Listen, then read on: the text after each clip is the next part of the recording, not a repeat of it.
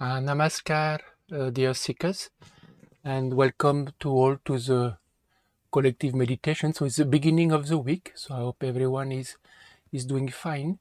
Just wanted to share in short for those who are coming for the first time. So what we will do, we will for around 50 minutes or so do a collective meditations. I think some of you may be doing meditations already since long time. Some of you may be chanting. It is a technique of repeating a divine name. It can be a mantra also, or a guru mantra in the mind. So at that time we can do your own practice. Just what we will do, we will play at the same time in low tone a divine name that was recorded with the voice of a saint from India. And the divine name is Om Namo Bhagavate Vasudevaya.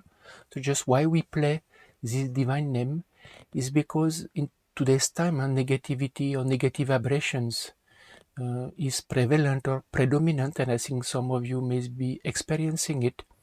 So that's why you can do your own meditation or your own chanting, and you can just listen to the divine name that we play in background, because it helps us to purify the atmospheres and as well increase the concentration.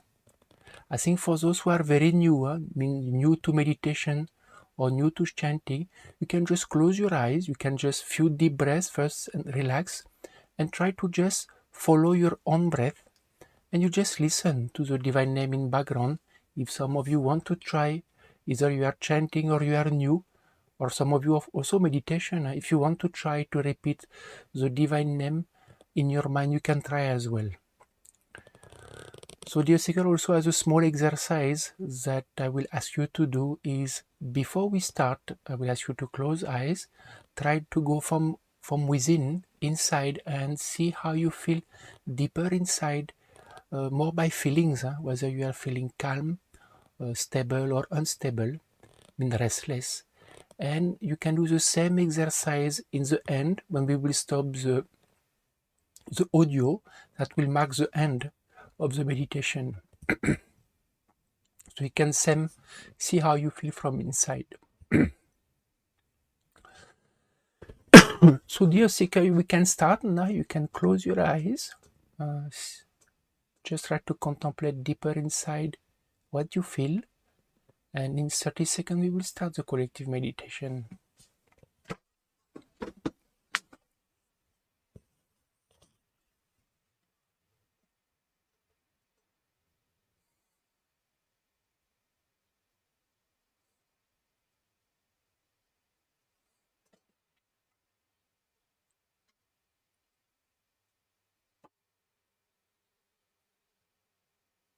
ॐ नमो भगवते वासुदेवाय।